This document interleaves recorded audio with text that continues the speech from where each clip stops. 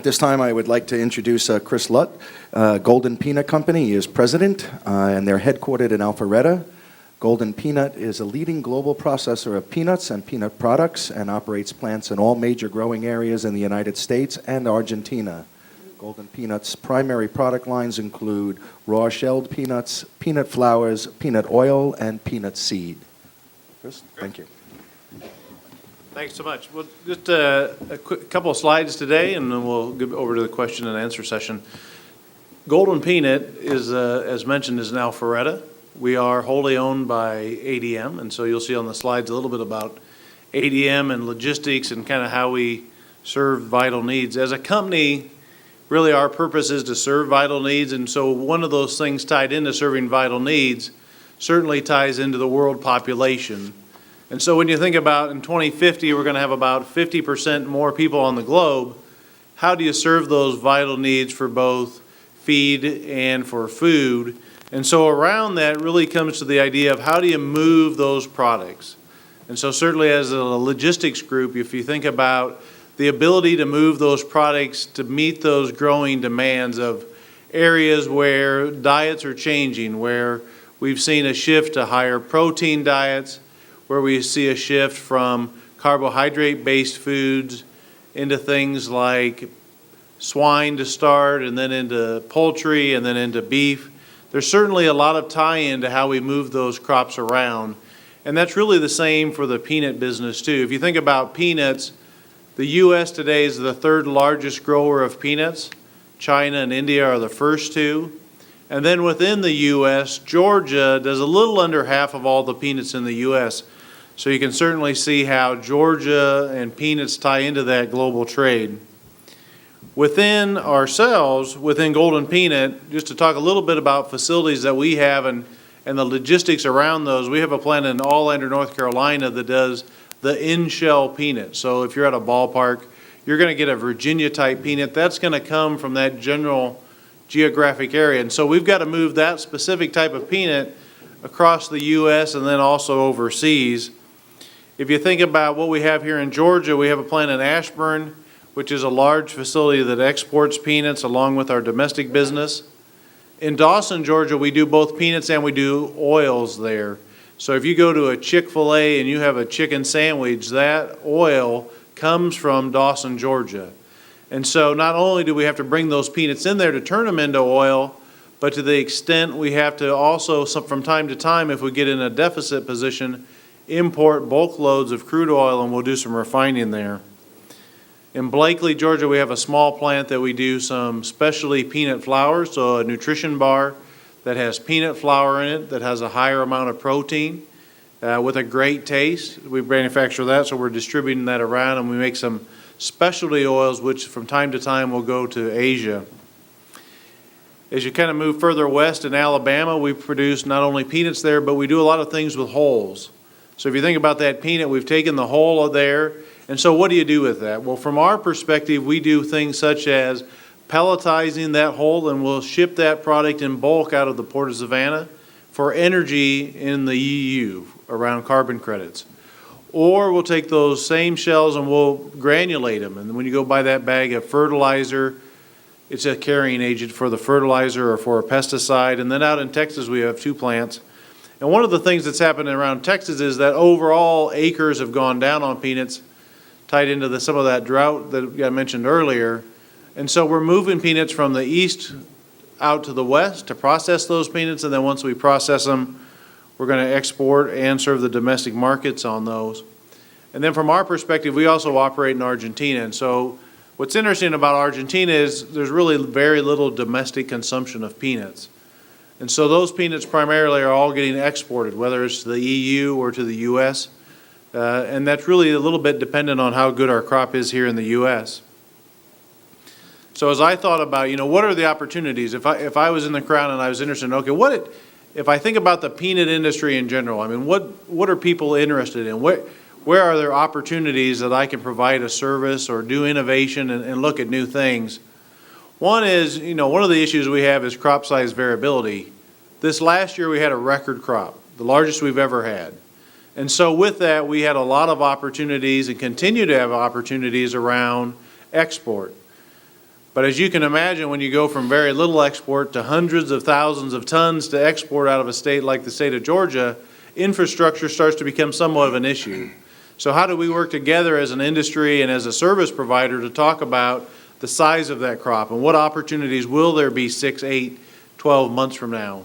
You know, we have a good feel for what the crop will be in general terms. We understand the acreage, we understand the types of peanuts, we understand that world market. And so the one variable we have to keep track of is the weather, but in general terms, we have an idea of what will it look like 12 months from now and 6 months from now. And so how do we work together on that to really kind of get that infrastructure? When I think about our product shipments that we export product or even handle domestically, today the tote bag is the same tote bag we used 5, 10 years ago. The pallet we put it on is the same pallet that we used 5, 10 years ago. When we go put it in a container, it's the same container.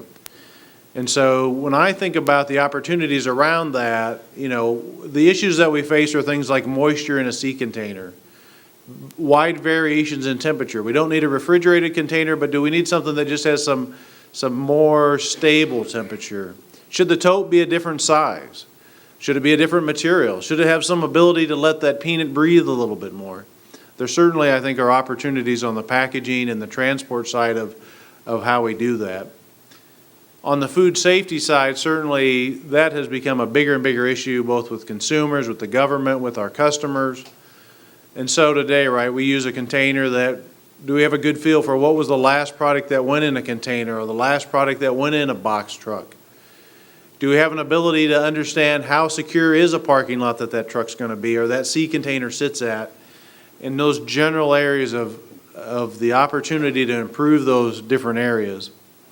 And one for us certainly this year as we think about shipments that go to Asia today, which has turned into a rather large market this year, how do we consolidate freight? I mean, if you think about Georgia doing half the peanuts in the U.S., and to the extent Asian shipments are very high demand this year, right, as an industry, it's a relatively small geographic area where this freight could be consolidated and then shipped to the West Coast so that we can ship out of there. So certainly from our perspective as a peanut sheller, there's some opportunity around freight consolidation, and I think that will remain for the foreseeable future.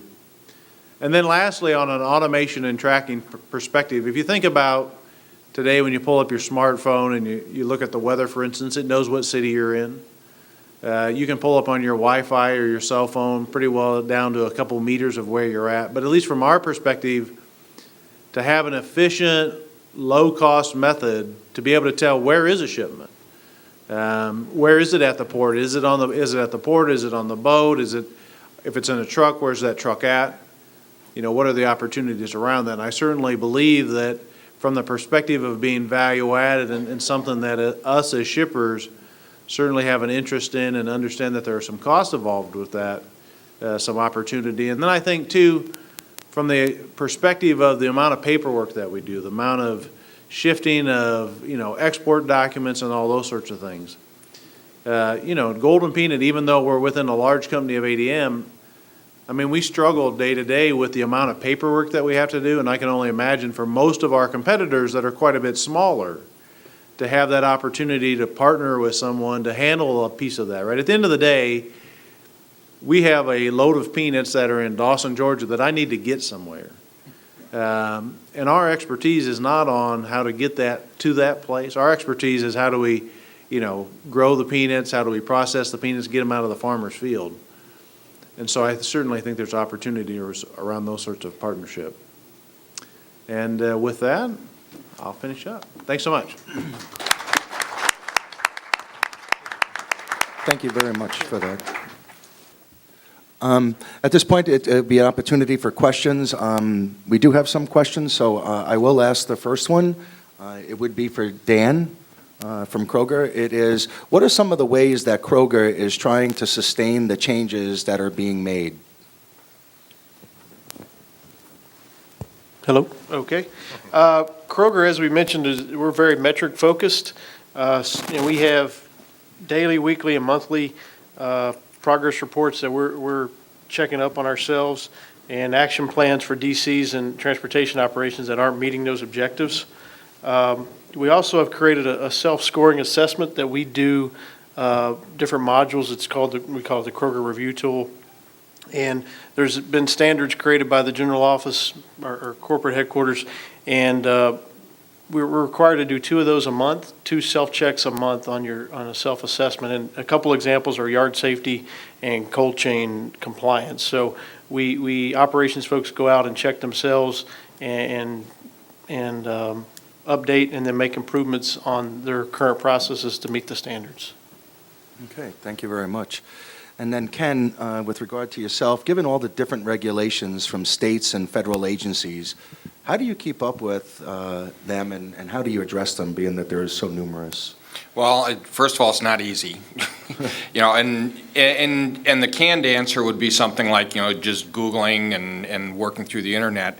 But at the end of the day, I really found my best resources, my vendors themselves. And so, we had carrier meetings in December, and after we went through the normal, here's how the business is going, here's what the year looked like, I just ask an open-ended question. What do you see the next year being? What do you see your business going?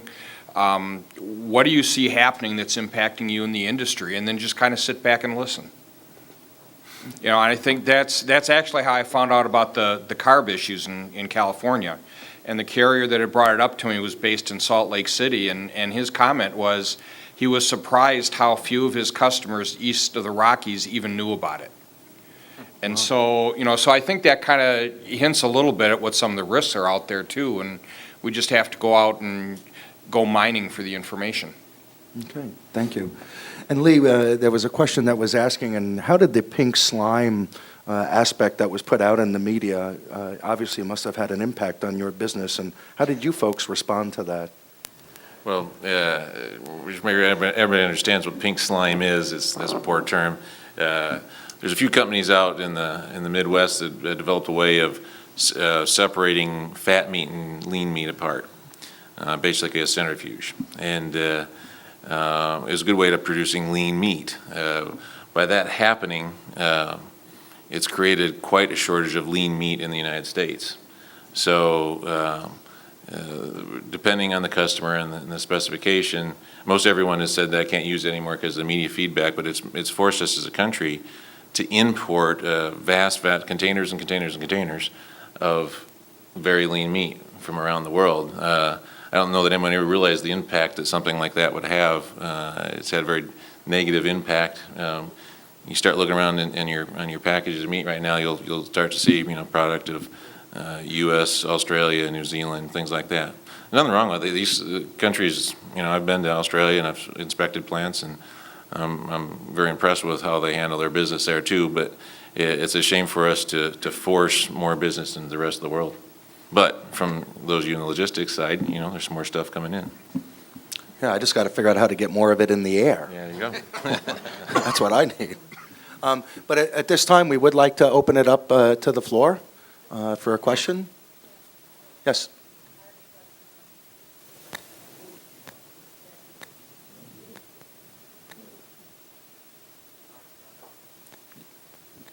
Okay, yeah.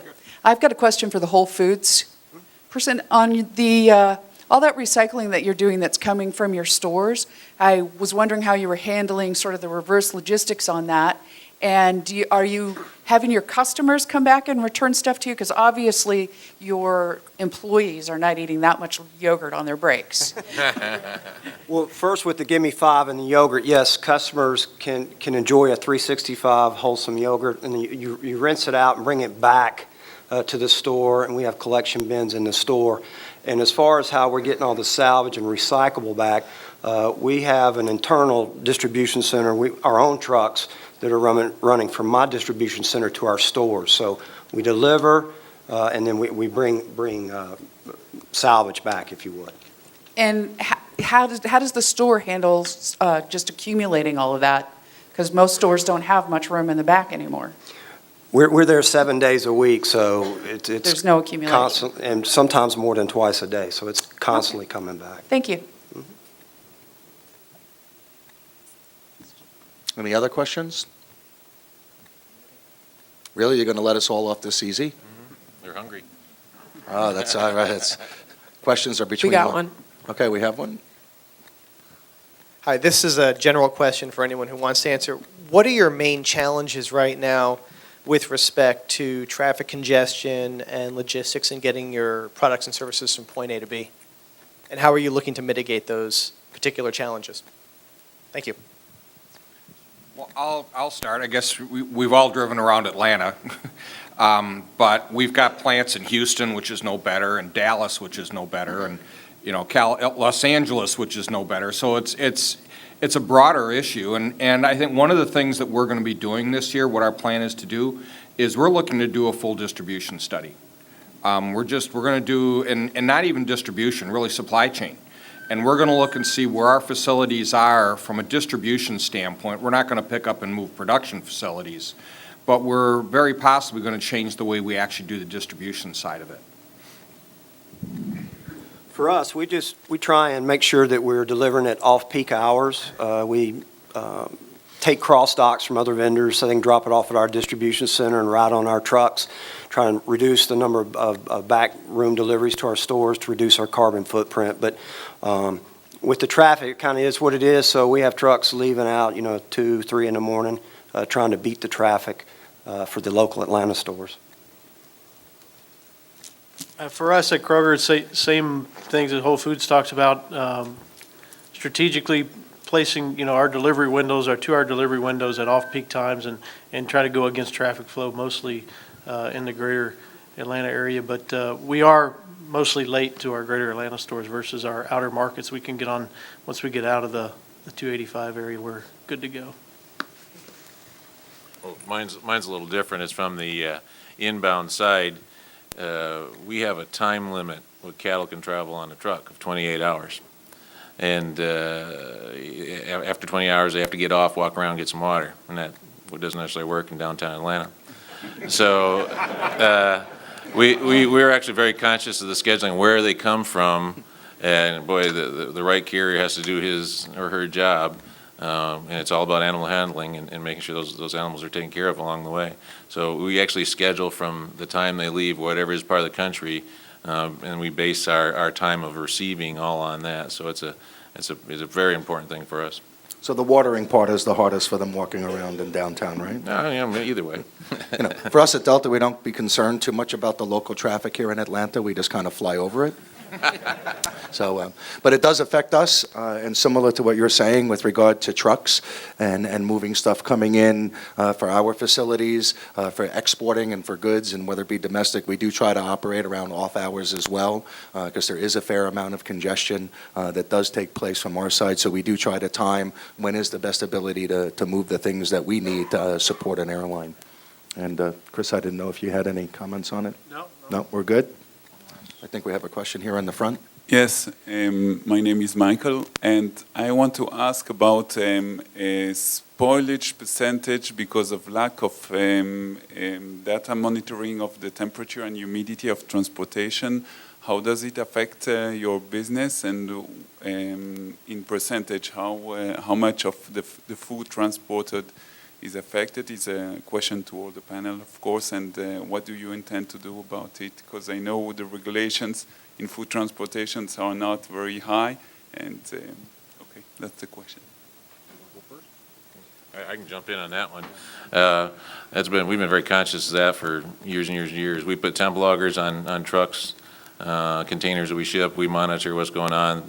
Trailers are pre-cooled as a percentage. It's fractions of a fraction of a percent of, we might have one truck a year that we have, the reefer breaks down somewhere in the middle of summer. But overall, I think carriers that we use do a great job of monitoring that cold chain. Folks like this, they actually demand it. You can't be out of line on it.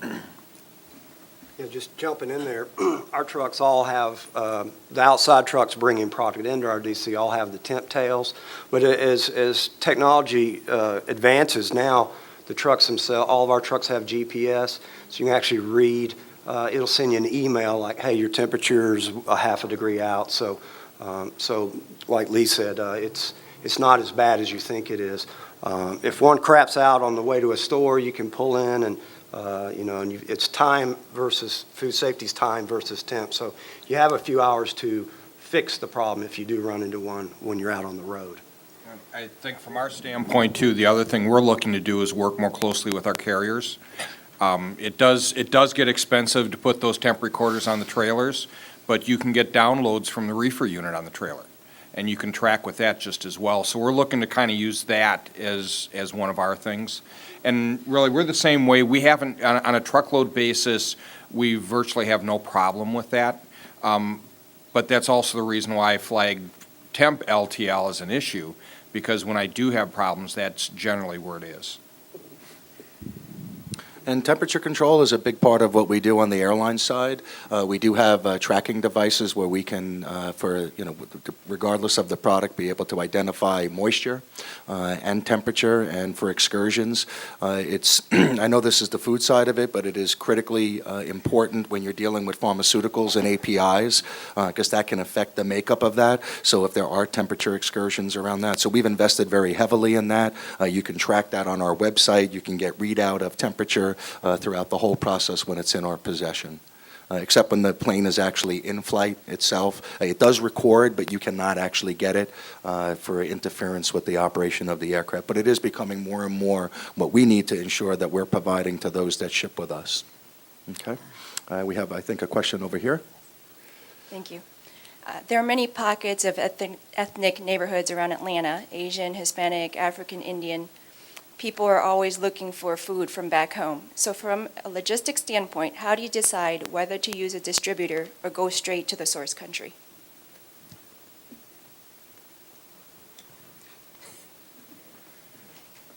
Go.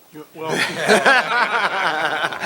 I don't know if I can really answer that because, from the Kroger perspective, because the merchandising and the procurement folks are the ones that really broker those deals and make those decisions. I can't speak to something that did affect us in logistics down in our Houston distribution center, in the Houston area in Dallas.